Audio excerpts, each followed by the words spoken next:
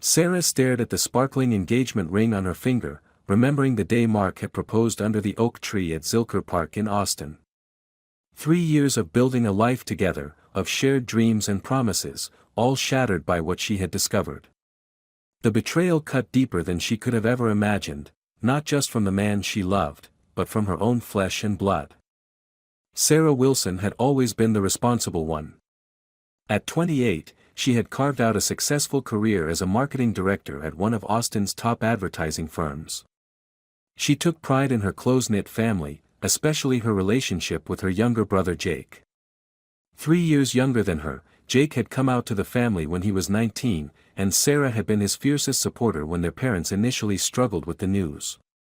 Eventually, the whole family had embraced Jake's identity, and their bond had only grown stronger. When Sarah met Mark Davis at a friend's rooftop party in downtown Austin, the connection was immediate. Tall with warm brown eyes and an easy laugh, Mark worked as an architectural designer for a prestigious firm.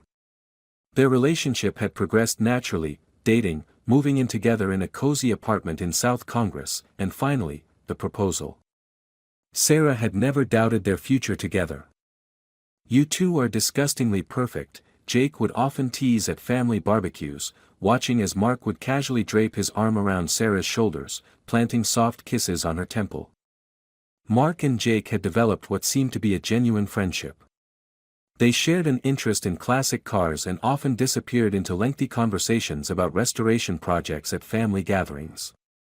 Sarah had been delighted by their connection, taking it as a sign that her chosen partner truly fit into her family. The ski trip to Breckenridge, Colorado had been Sarah's idea, a chance for her and Mark to spend time with Jake and a few close friends before wedding planning consumed their lives. She had meticulously booked a spacious cabin with 6 bedrooms, arranged for equipment rentals, and even scheduled a group lesson for the less experienced skiers in their party. 3 days before the trip, Sarah developed a sore throat that quickly deteriorated into a full-blown case of COVID-19.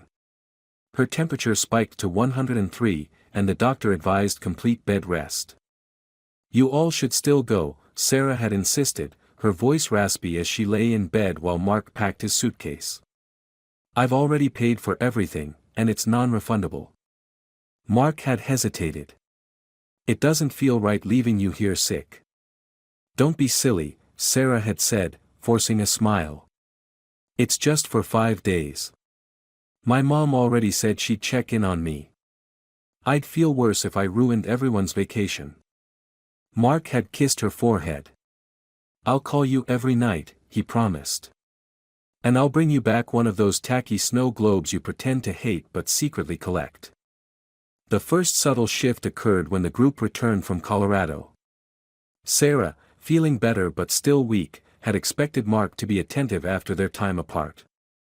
Instead, he seemed distracted, checking his phone more frequently and working late more often. When Sarah asked about the trip, Mark's answers were vague, focusing on the slopes and the weather rather than specific memories or events.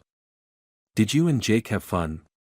Sarah asked one evening as they sat on the couch, the space between them seeming wider than before. Mark had tensed slightly. "Yeah, he's a good guy. Better at skiing than I expected," he replied before quickly changing the subject. Jake's behavior had changed too. Usually a constant presence in Sarah's life, he began declining her invitations to lunch or coffee. Their text conversations became shorter, less frequent. When they did meet, Jake avoided eye contact and rarely asked about wedding preparations, a topic he had previously shown great enthusiasm for. "Is everything okay?" Sarah had asked her brother after finally cornering him at their parents' house during Sunday dinner, 2 months after the trip. Jake had flashed a too bright smile. "Just busy with work. The gallery has a new exhibition opening next month, and it's all hands on deck." Sarah had accepted the explanation, but a nagging feeling persisted. The distance between her and the 2 most important men in her life continued to grow, like a slow-building fracture in a foundation. 3 more months passed with increasing tension. Mark began staying overnight at friends' places, after claiming to have had too many drinks to drive home. He grew protective of his phone, setting it face down whenever Sarah was near. Jake missed 2 family dinners in a row, something he had never done before, claiming last-minute work commitments. Then came the video that changed everything. Sarah was alone in the apartment on a Friday night, Mark having texted that he would be working late again. Scrolling through Instagram, she saw a post from Tyler, one of Jake's close friends who had also been on the ski trip. It was a throwback post with the caption, "Missing the mountains and the drama good times." The video showed a group of them playing a drinking game in what Sarah recognized as the cabin's main room. Jake was laughing, slightly drunk, his arms slung around someone off camera. Tyler's voice could be heard saying, "So, Jake, how's that unexpected fling going? Still sneaking around?" The camera panned briefly, capturing a quick glimpse of Mark's profile before cutting away. Jake's face had flushed red as he shushed Tyler, but his expression wasn't of embarrassment, it was secretive, pleased. Sarah replayed the video multiple times, her stomach nodding with each viewing. The interaction lasted only seconds, but the implication was clear. She tried to rationalize it, perhaps they were referring to someone else, someone Jake had met in Colorado. But why would Tyler call it sneaking around? And why did Jake look so guilty? That night, when Mark returned home smelling of cologne he didn't own, Sarah watched him from their bed as he headed straight to the shower, another new habit. She heard the bathroom door lock, followed by the sound of running water. His phone sat on the dresser, face down as usual. Sarah had never invaded Mark's privacy before. They had built their relationship on trust and transparency. But the gnawing doubt had become unbearable, eating away at her sense of reality. With trembling hands, she reached for his phone. To her surprise, it wasn't locked, perhaps Mark had grown complacent, or maybe he'd simply forgotten in his haste to shower. Sarah opened his messaging app and immediately saw a conversation with Jake at the top of the list. She tapped it, and her world collapsed. The messages dated back to the ski trip, flirtatious exchanges that evolved into explicit conversations and photos. Plans for secret meetings, check-ins about whether Sarah suspected anything, expressions of guilt intermingled with declarations of feelings that couldn't be denied. "I never meant for this to happen," Mark had written just 2 days ago. "But when I'm with you, I forget everything else." "We need to tell her soon," Jake had replied. "This isn't fair to anyone." Sarah sat motionless, phone still in hand, when Mark emerged from the shower wearing only a towel. He froze when he saw what she was holding. "Sarah," he began, his face draining of color. "How long?" she asked, her voice eerily calm despite the hurricane raging inside her. "And don't lie to me. I've seen everything." Mark sank onto the edge of the bed, his shoulders slumping. "Since Colorado," he admitted. "It just happened one night when everyone else was asleep. We were talking by the fire, drinking whiskey, and... God, Sarah, I'm so sorry." "My brother," Sarah said, the words like acid on her tongue. "Of all the people in the world, you chose my brother." "I didn't choose this," Mark insisted, reaching for her hand. She recoiled from his touch. "I love you, Sarah. This thing with Jake, it's been tearing me apart. We've both been trying to end it, but..." "But what?" Sarah interrupted, anger finally breaking through the shock. "But betraying me was just too much fun. But destroying our family was worth it for a few cheap thrills." "It's not like that," Mark pleaded, tears forming in his eyes. "I never wanted to hurt you. Neither did Jake. We just connected in a way we couldn't fight." Sarah laughed bitterly. "How considerate of you both to worry about my feelings while you were sleeping together behind my back." She pulled the engagement ring from her finger and placed it on the nightstand with deliberate calm. "Get out. Sarah, please. Get out," she screamed, the composure finally shattering. "Pack what you need for tonight and leave. You can get the rest of your things when I'm not here." That night, after Mark had left with a duffel bag and countless apologies she refused to acknowledge, Sarah called her parents. Through broken sobs, she told them everything. Her mother gasped in disbelief while her father remained ominously silent. By morning, the entire family was in turmoil. Jake wasn't answering calls from anyone, and Mark had texted Sarah dozens of times, each message more desperate than the last. For 2 weeks, Sarah moved through life like a ghost. She took leave from work, ignored all communication from both Mark and Jake, and stayed with her cousin Melissa in North Austin. She cycled through rage, devastation, and numbness, sometimes experiencing all three within the span of an hour.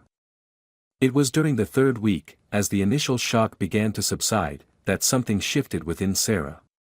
The passive victim gave way to a woman determined to reclaim her power. The betrayal had robbed her of her future, her trust, and her sense of family, but she wouldn't let it take her dignity or her chance for justice. "They think they can just apologize and everything will eventually go back to normal," Sarah told Melissa one evening as they shared a bottle of wine on the balcony. "Mark's still texting me about talking things through and Jake sent flowers to the office twice. What are you going to do?" Melissa asked, noting the changed look in her cousin's eyes. Sarah took a sip of her wine, her gaze fixed on the Austin skyline. "I'm going to make them understand exactly what they've done. Not just to me, but to themselves." Sarah's plan took shape methodically. She returned to her apartment, which Mark had vacated as requested, and to her job, where she channeled her pain into renewed focus and ambition. She began to respond selectively to both Mark and Jake, not accepting their apologies, but allowing them to believe there might be a path to redemption. "I need time," she told Jake when she finally agreed to meet him at a coffee shop 6 weeks after the revelation. "What you two did, it broke something fundamental, Jake. I'm trying to understand, but I can't promise forgiveness." Jake, looking haggard and remorseful, had grasped at this small opening. "Take all the time you need. I know what we did was unforgivable. I just can't bear losing you as my sister." "And Mark?" Sarah asked, carefully monitoring her brother's reaction. "Are you still seeing him?" Jake shook his head vigorously. "No. We ended it completely after you found out. It was wrong from the start. A terrible mistake." Sarah nodded, filing away the information. Later that week, she allowed Mark to come to the apartment to collect more of his belongings. She ensured she looked her best, not to entice him, but to remind him of what he had thrown away. "I miss you every day," Mark told her, his eyes pleading.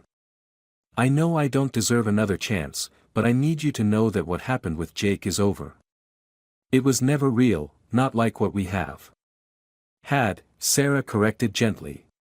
"What we had." The pieces of Sarah's plan fell into place over the next several months. She learned through careful questioning that Mark's architectural firm was competing for a major contract with a development company owned by a notoriously conservative family. She also discovered that Jake's gallery was preparing for its biggest exhibition yet, featuring Jake's own photography alongside works from several prominent artists. Sarah began dating casually, nothing serious, but enough to be seen around Austin with attractive, successful men. She made sure word would get back to both Mark and Jake. She also strategically rekindled her friendship with Tyler, the friend who had inadvertently revealed the affair through his video. "I'm glad you reached out," Tyler told her over drinks. "I felt terrible about everything. If I'd known what was happening during that trip." "You would have told me?" Sarah asked, her tone carefully neutral. Tyler hesitated. I don't know. But I wouldn't have joked about it in that video. God, I still can't believe they did that to you." Sarah leaned forward. "Tyler, I need to ask you something important. Were there others who knew? Before I found out?" Tyler's uncomfortable shift in his seat told her everything. "A couple of people suspected," he admitted. "There was a night when Mark and Jake disappeared for hours.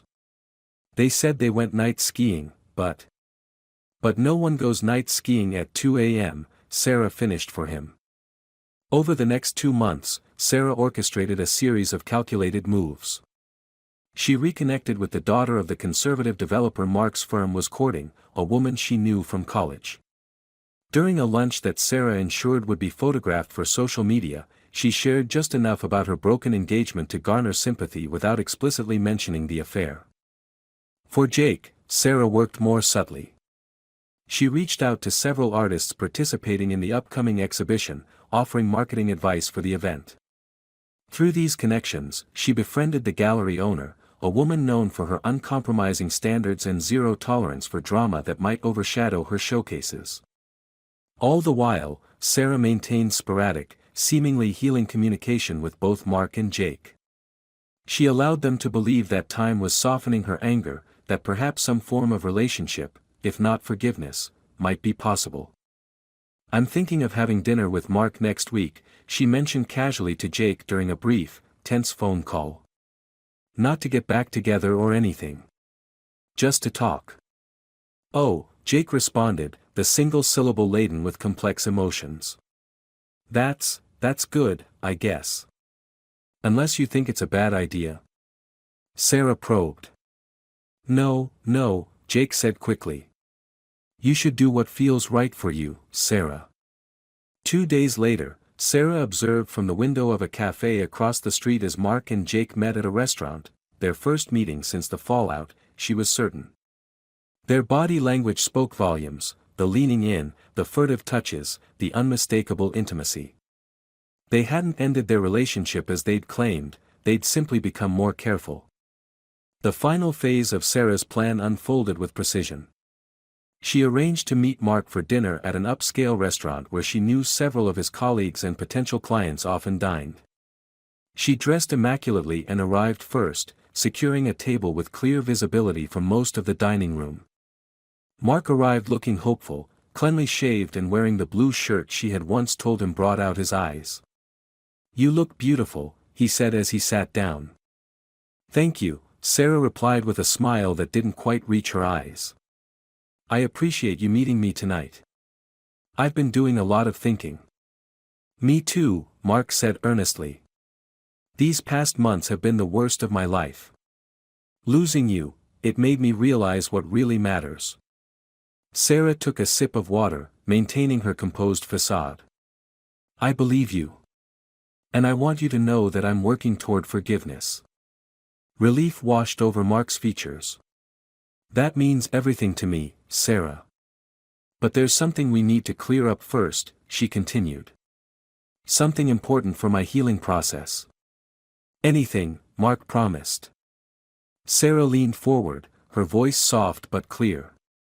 "Are you still seeing my brother?" Mark's face paled. "No, of course not.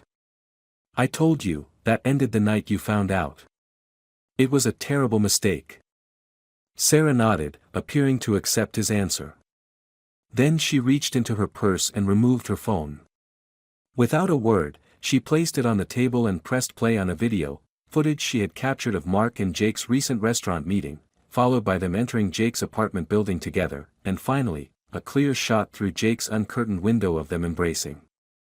"I know everything," Sarah said calmly as Mark's face crumpled. "I know you're still together. I know you've been lying to me for months while pretending to want reconciliation." "Sarah, please," Mark began, his voice cracking as he noticed people at nearby tables beginning to take notice of his distress. "Please what?" Sarah asked, her voice rising just enough to be heard at the surrounding tables. "Please don't tell everyone that my fiancé has been sleeping with my brother for nearly a year. Please don't mention that you both lied about ending it. Or please don't share this video with the Crawford family before they decide on which architectural firm to award their multi-million-dollar contract." Mark blanched at the mention of the Crawfords, the conservative developers his firm was courting. "You wouldn't." "I already have," Sarah said, her smile now genuine but cold. "Ms. Crawford and I had a lovely lunch last week. She was very interested in why our engagement ended so suddenly. Apparently, they value honesty and family above all else." As Mark sat speechless, Sarah stood and gathered her things. "By the way, I've also had some illuminating conversations with Diane Winters at the gallery. She was concerned about potential controversy surrounding her upcoming exhibition. Something about not wanting personal scandals to overshadow the art. "Sarah, this will ruin us," Mark whispered desperately. "You did that yourselves," Sarah replied, placing several bills on the table for her untouched drink. "Goodbye, Mark." The aftermath unfolded exactly as Sarah had orchestrated. The Crawford family quietly withdrew their interest in Mark's firm, citing a better, cultural fit with a competitor. Mark was subsequently removed from the project team, his professional reputation tarnished by whispers of unprofessional behavior. Jake's photography was pulled from the gallery exhibition 1 week before opening night. The official reason given was artistic differences, but the Austin art community buzzed with rumors about the gallery owner's disdain for personal drama. Sarah's parents, who had been caught in the middle of the family fracture, finally took a definitive stance when the full extent of the brothers' ongoing deception was revealed. They cancelled the annual family Christmas gathering, opting instead to visit Sarah in her new apartment, a fresh start in a different neighborhood, away from the memories of her life with Mark. 6 months after her carefully executed revenge, Sarah sat on the balcony of her new home, watching the sunset paint the Austin skyline in hues of orange and pink. Her phone buzzed with a text from a man she had been seeing casually, no commitments, no pressure, just simple companionship as she continued to heal. The betrayal still ached when she allowed herself to dwell on it, but the vindication of having exposed Mark and Jake's true characters to the world had provided a different kind of closure. They had lost far more than she had in the end, not just relationships, but respect, opportunity, and integrity. As the light faded from the sky, Sarah considered whether the satisfaction she felt was truly healing or simply a bandage over a wound that would never fully close. Perhaps true healing would come when she no longer needed either the anger or the vindication. For now, though, in the gentle evening breeze of a Texas spring, it was enough to know that she had refused to be a victim and had instead become the architect of her own justice.